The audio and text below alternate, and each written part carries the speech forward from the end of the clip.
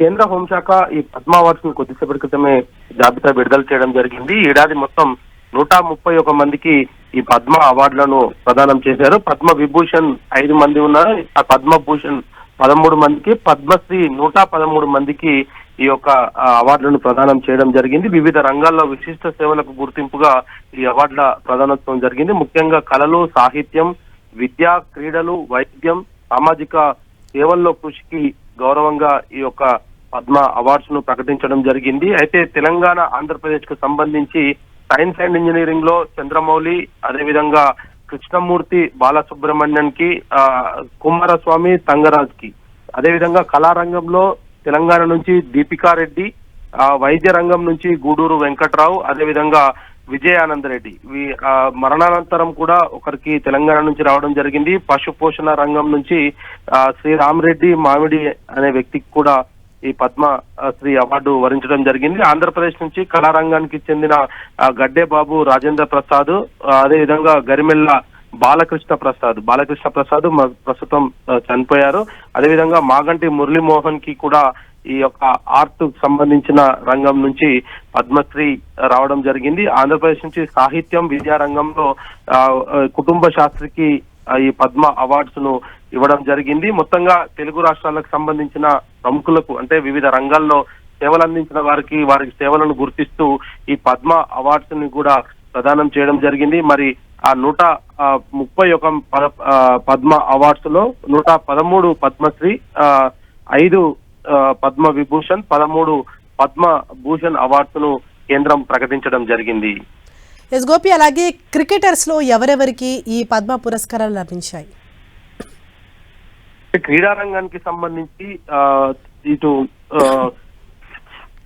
దాదాపు 6 ఉన్నారు. ఇందులో క్రీడా రంగానికి సంబంధించిన వ్యక్తులు కూడా 6 మంది దీంట్లో ఉన్నారు. వివిధ రాష్ట్రాలకు సంబంధించిన వారికి కూడా ఈ క్రీడా రంగానికి సంబంధించి, అదేవిధంగా ఇందులో ముఖ్యంగా విజయ్ అమృత్ రాజ్ కు క్రీడా రంగం నుంచి ఆయన యునైటెడ్. ఎస్, సినీ నటుడు మురళీమోహన్ గారు ప్రస్తుతం మనకు ఫోన్ లైన్ అందుబాటులోకి వచ్చారు. సార్ నమస్తే అండి.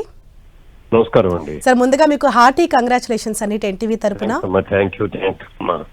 ఎస్ సార్, అంటే మీరు ఎన్నో ఏళ్ల నుంచి మీరు చేస్తున్నటువంటి సేవలకు గాను మీ యాక్టింగ్ కి సంబంధించి పద్మశ్రీ అవార్డు రావడం పట్ల అసలు మీరు ఎలా ఫీల్ అవుతున్నారు సార్?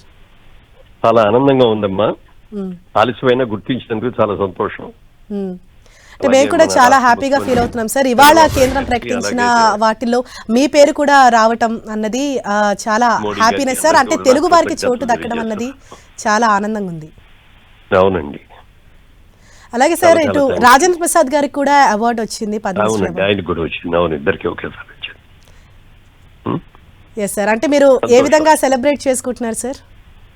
ఇంకా సెలబ్రేషన్స్ రాలా, ఇప్పుడే న్యూస్ తెలిసిందే ఇప్పుడు కదా. ఓకే, చాలా సంతోషం అందరికి. Right, thank you so much sir, and once again congratulations sir.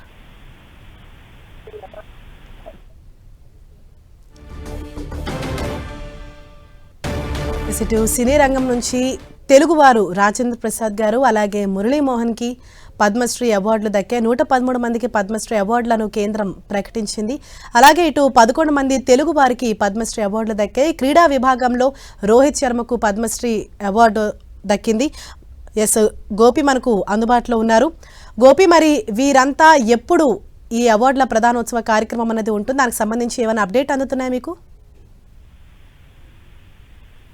ప్రస్తుతం ఈ అవార్డ్స్ ను, అంటే ప్రతి సంవత్సరం కూడా గణతంత్ర దినోత్సవం ముందు రోజు ఈ అవార్డ్స్ ను ప్రకటించడం ఆనవాయితీగా వస్తుంది. ఈ వీళ్ళందరికీ కూడా ఏప్రిల్ మే నెలలో రాష్ట్రపతి చేతుల మీదుగా రాష్ట్రపతి భవన్ లో ఈ అవార్డ్స్ ప్రధానోత్సవం జరుగుతుంది. ఇది ప్రతి సంవత్సరం కూడా ఈ యొక్క గణతంత్ర దినోత్సవం కంటే ఒకరోజు ముందు ఈ పద్మ అవార్డ్స్ ను ప్రకటించడం, ఆ తర్వాత వారికి రాష్ట్రపతి చేతుల మీదుగా రాష్ట్రపతి భవన్ లో ఈ అవార్డ్స్ ప్రదానం జరుగుతుంది. ముఖ్యంగా తెలుగు వారికి దాదాపు 11 మందికి ఈ సంవత్సరం పద్మశ్రీ అవార్డ్స్ ను వరించడం జరిగింది. ఇటు పద్మ విభూషణ్ కానీ పద్మభూషణ్ లో కూడా తెలుగు వారికి ఎవరికి కూడా రాలేదు. కానీ పద్మశ్రీకి సంబంధించి మాత్రం 11 మంది ఈ అవార్డ్స్ ను దక్కించుకోవడం జరిగింది. విదేశీయులకు సంబంధించిన వారికి కూడా, ఎన్ఆర్ఐ కోటాలకు కూడా వాళ్ళకి కూడా ఈ యొక్క పద్మ అవార్డ్స్ ను వాళ్ళకి కూడా ప్రదానోత్సవం చేయడం జరిగింది. మరి దాదాపు ఇటు విదేశీయులకు సంబంధించి చూస్తే ఎన్ఆర్ఐ కోటాలో 6 మంది ఈ యొక్క విదేశీయులు ఉన్నారు. 19 మంది మహిళలకు ఈ యొక్క అవార్డులు ఇప్పటికే ఈసారి జాబితాలో 19 మంది మహిళలు ఉన్నారు. మరణానంతరము దాదాపు 16 మందికి అవార్డులను ప్రకటించడం జరిగింది. వారు వివిధ సేవలను గుర్తిస్తూ వారు చనిపోయిన తర్వాత వాళ్ళకి ఈ యొక్క అవార్డ్స్ ను కూడా ప్రకటించడం జరిగింది. మొత్తంగా చూసుకుంటే 131 పద్మ అవార్డులను ఈ సంవత్సరం 2026కు భారత ప్రభుత్వం ఎంపిక చేయడం జరిగింది. మరి మార్చి ఏప్రిల్ నెలలో రాష్ట్రపతి భవన్ లో నిర్వహించే ఈ ప్రత్యేక కార్యక్రమంలో భారత రాష్ట్రపతి ఈ అవార్డులను ప్రదానం చేయనున్నారు. ఎస్ గోపి, అలాగే ఇందులో ఎంతమంది అంటే పద్మభూషణ్ అవార్డులను అందుకున్నారు? అంటే వివిధ రంగాలకు సంబంధించిన వ్యక్తులకు అందరికీ కూడా, అంటే ఇటు కేవలం ఒకే రంగానికి సంబంధించిన వాళ్ళు కాదు, అనేక అంశాలను కూడా వీళ్ళు పరిగణనలోకి తీసుకోవడం జరిగింది. అయితే ఈ పద్మ అవార్డ్స్ కి జ్యూరీ కూడా, అంటే వాళ్ళకి ఎవరినైనా సిఫార్సు చేయడానికి కూడా ఏ రంగంలోనైనా వాళ్ళు తమ ప్రతిభను చూడడం కానీ లేదా సామాజిక కోణంలో విశిష్ట సేవలు అందించిన వారికి కూడా ఈ భారత ప్రభుత్వం అట్లాంటి వారిని గుర్తించడం జరిగింది. అందులో కొంతమంది మరణించిన తర్వాత కూడా ఇటు శంభు సోరెన్ కి సంబంధించి చూస్తే ప్రజా వ్యవహారాలకు సంబంధించి జార్ఖండ్ మాజీ ముఖ్యమంత్రి అయిన ప్రజలతో ప్రతినిత్యం కూడా మమేకమైతూ ఉన్న వ్యక్తి. ఆయన అనేక సంవత్సరాలు కూడా ఇటు జార్ఖండ్ ప్రజల కోసం సేవలు చేసిన వ్యక్తి. ఆయనను కూడా గుర్తిస్తూ శంభు సోరెన్ కి కూడా పద్మ అవార్డ్స్ ప్రకటించడం జరిగింది. క్రికెటర్స్ కి సంబంధించి ఇటు అమెరికాలో ఉన్న విజయ్ అమృతరాజు క్రీడల విభాగంలో ఆయనకు కూడా దక్కడం జరిగింది.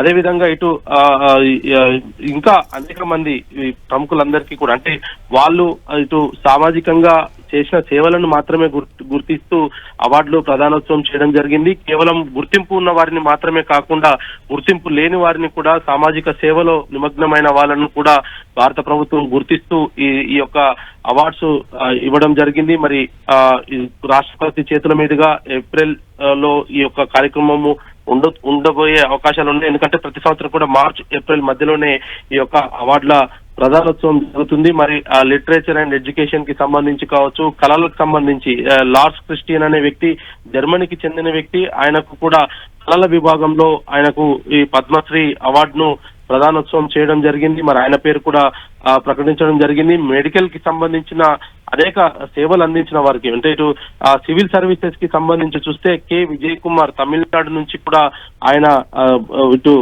ఆల్ ఇండియా సర్వీసెస్ లో ఉన్నారు. ఆయన సివిల్ సర్వీస్ ఉన్న వ్యక్తి కాబట్టి ఆయనకు కూడా ఈసారి ఆయన పేరు కూడా ప్రకటించడం జరిగింది. అదేవిధంగా ఇటు హర్మన్ ప్రీత్ కౌర్ కు క్రీడలకు సంబంధించి పంజాబ్ రాష్ట్రం నుంచి ఉన్న ఆయనకు కూడా ఇటు పద్మశ్రీ ప్రధానోత్సవం ఆయన పేరు కూడా ప్రకటించడం జరిగింది.